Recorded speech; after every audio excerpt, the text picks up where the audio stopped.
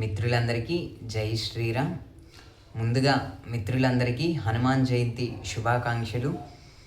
Part 3 video ఇది. సింధూరం, ఆంజనేయ స్వామికి సింధూరం అంటే ఎందుకు అంత ఇష్టం, అది పార్ట్ 3 వీడియో. పార్ట్ 2 వీడియోలో స్వామికి ఇష్టమైన తమలపాకుల కథని చెప్పాను. పార్ట్ 1 వీడియోలో హనుమాన్ చాలీసా గురించి చెప్పాను. ఎవరైనా ఆ పార్ట్ 1, 2 వీడియోస్ చూడకపోతే కింద డిస్క్రిప్షన్లో లింక్స్ ఇస్తాను, చూడండి. అలాగే కథలోకి వెళ్ళిపోదాం.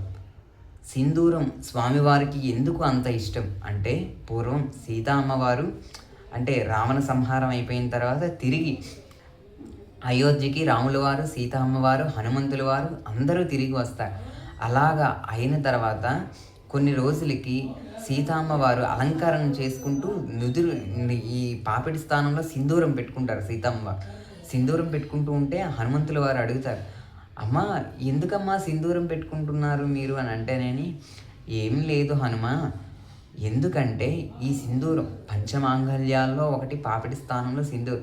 ఈ సింధూరం ధరించడం వల్ల స్వామికి చల్లగా ఉంటుంది, స్వామికి మంచి జరుగుతుంది, అందుకోసమే ధరిస్తాము ఈ సింధూరాన్ని అనగానే హనుమంతుల వారు చూడండి స్వామి ఎంత భక్తో వెళ్ళి ఒక సింధూరం పెద్ద అండాలు లాంటివి ఉంటాయన్నమాట, వాటి పాత్రలో సింధూరం వేసుకొని ఒళ్ళంతా పూసుకొని వచ్చేస్తారు. ఆరెంజ్ కలర్లో ఇప్పటికీ విగ్రహాలు కనిపిస్తూ ఉంటాయి చూడండి, ఉత్తరాఖండ్ సైడ్ అది వెళ్తే.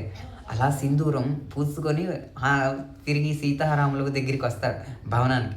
వచ్చి ఏంటి హనుమ ఇంత సింధూరం పూసుకున్నావు, ఏమైందంటే, స్వామి అమ్మ చెప్పింది సింధూరం పూసుకోవడం వల్ల చల్లగా ఉంటావంట, నీకు మంచి జరుగుతుందంట, అందుకోసమనే ఒక్క నుదిటి పైన పెట్టుకోవడం వల్ల చల్లగా జరుగుతుందంటే ఒళ్ళంతా రాసుకుంటే నీకు ఇంకా ఎక్కువ మంచి జరుగుతుంది కదా అనేసి అంటేనే స్వామివారు నవ్వుతారు.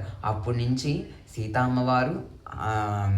సీతామ్మవారు మళ్ళీ రామచంద్రమూర్తి వరమిస్తారు.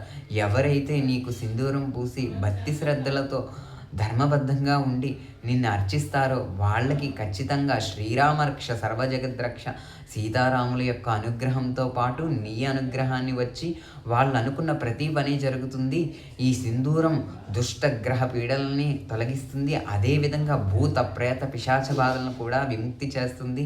ప్రతినిత్యము సింధూరం ధరించే వారికి సీతారాములే రక్షగా ఉంటారని వరమిస్తారు.